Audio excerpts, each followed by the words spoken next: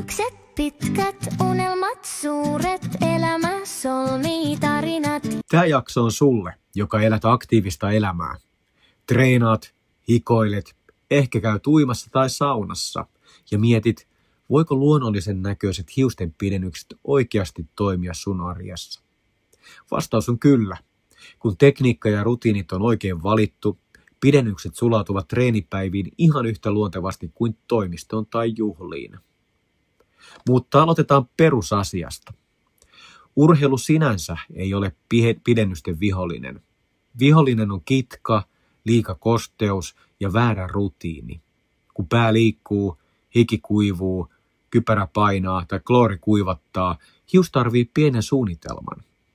Onneksi se suunnitelma on yllättävän yksinkertainen.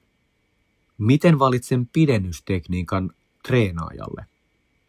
Käyn aina läpi, mitä lajia teet eniten, kuinka paljon hikoilet ja kuinka usein peset hiukset. Jos salitreeni ja kova hikoilu on arkea, pitkäkestoinen ja mekaanista rasitusta kestävä sinettipidennys on usein paras. Jos teet paljon kypärälajeja tai tarvitset kunnon volyymia esiintymiseen, Speedlift jakaa painon laajalle ja pysyy hyvin menossa mukana.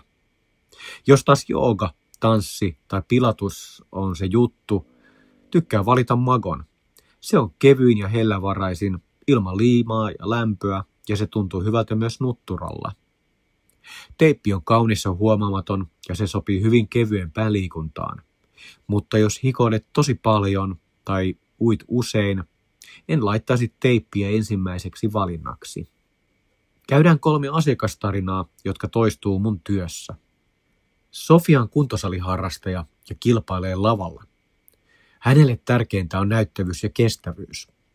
Sofialle valitsin pidennykset, koska ne kestävät toistuvan hikoilun ja pesun, ja paino jakautuu renkaiden varaan tasaisesti. Ponnari, punos, korkea kampaus, kaikki onnistuu. Mutta mikä on haaste? Huoltoväli on yleensä tiheämpi, noin 8-12 viikkoa, ja ohuelle pohjalle en tekisi veftiä ilman tarkkaa osiointia. Sofialla massa riitti, joten ratkaisu oli täydellinen. Milka on triatlonisti. Uintia, pyöräilyä, juoksua, eli klooria ja merivettä, kypärää ja hikoilua. Hänelle tein sinettipidennykset. Ne ovat huomaamattomat, eivätkä lähde liikkeelle vedessä tai lämmössä yhtä herkästi. Mutta mikä on haaste?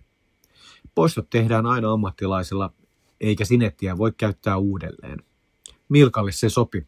Tärkeintä oli, että hiukset näyttävät siisteiltä ja pysyvät mukana kaikissa olosuhteissa. Johanna on joogaohjaaja ja tanssija.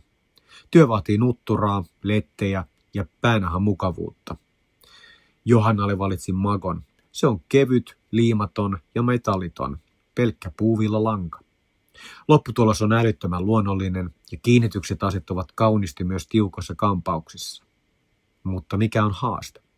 Magot vaativat siistin hoitorutiinin ja poistossa solmut leikataan auki, eli hius ei ole uudelleen käytettävä.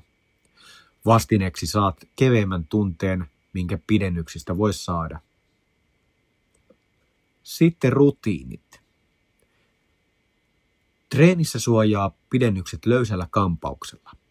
Matala ponnari, punos tai pehmeä nuttura. Jos käytät kypärää, tee punos niskaan ja varmista, ettei kiinnityksiä vedetä kireälle.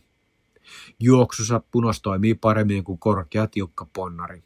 Vähemmän hankausta, vähemmän vetoa kiinnityksiin. Joogassa ja pilateksessa matala nuttura tai 2 pientä lettiä pitää liikkeen pehmeänä. Hikoilun jälkeen tee aina yksi asia, vaikka et ehtisi täyspesuun. Huuhtele päänahkaa ja pituudet viileällä vedellä. Hiki sisältää suoloja, jotka kuivattavat kuitua. Kevyt huuhtelu ja hellä kuivaus pyyhkeellä riittää yllättävän pitkälle. Kun peset, käytä mieto, sulfaatiton shampoo ja kosteuttava hoitoaine. Älä vie hoitoainetta kiinnityksiin.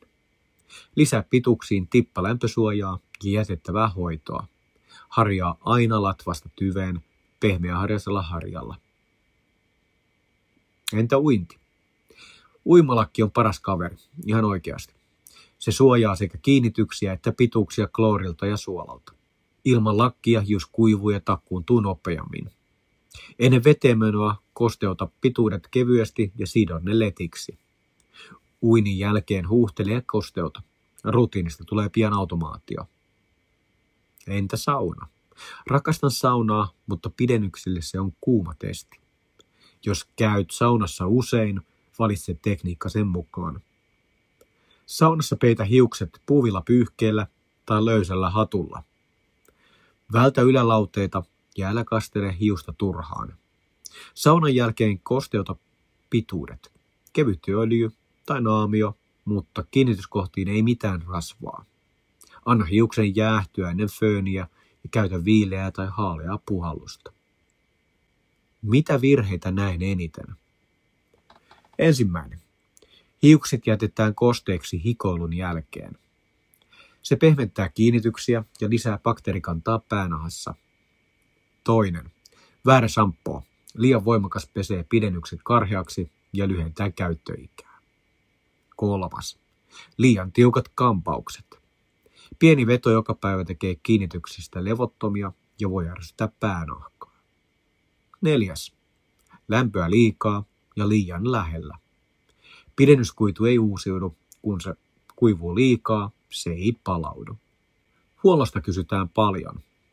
Yleisesti suosittelen 4-6 viikon välein tarkistusta, etenkin aktiivisessa arjessa, vaikka varsinainen huolto tulisi harvemmin. Teippi siirretään yleensä 6-8 viikon välein ja VEFT 8-12 viikon välein. Nämä ovat keskiarvoja, sun treenitahti ja hiuksen käyttäytyminen määrittää lopulta rytmin. Moni pohtii myös, sopiiko tuuhennus paremmin kuin täyspidennys. Jos tavoitteena on vain treenikelpoinen siisteys ja hieman lisää massaa, kevyet tuuhennusosiot on usein fiksuin aloitus. Kun arki näyttää, että rutiini toimii, pituutta voi lisätä vaiheittain. Entä miten valitset tekijän, jos treenaat paljon? Etsi hiustenpidennyksien ammattilainen, joka hallitsee useita tekniikoita, ei vain yhtä. Kysy suoraan, mikä sopii mun lajeihin, miten hikoilu ja uinnit huomioidaan, miten kiinnitykset sijoitetaan ponnaria varten, mikä on realistinen huoltoväli ja mitä tuotteita käytän. Katso ennen jälkeen kuvia urheilijoiden tai aktiivisten asiakkaiden toteuksesta. Ja muista, laadukas hiusmateriaali ja oikea sävyrakenneleikkaus tekevät lopputuloksesta luonnollisen näköisen myös silloin, kun olet punttisalilla tai pyörän satulassa. Lopuksi haluan sanoa tämän. Pidennykset eivät ole hidaste aktiiviselle elämälle. Ne on osa sitä, kun ne tehdään oikein. Pieni suunnitelma, oikea tekniikka, kevyet rutiinit ja aamulla peilissä sinä, treenistä huolimatta siisti, luonnollinen ja oman näköinen.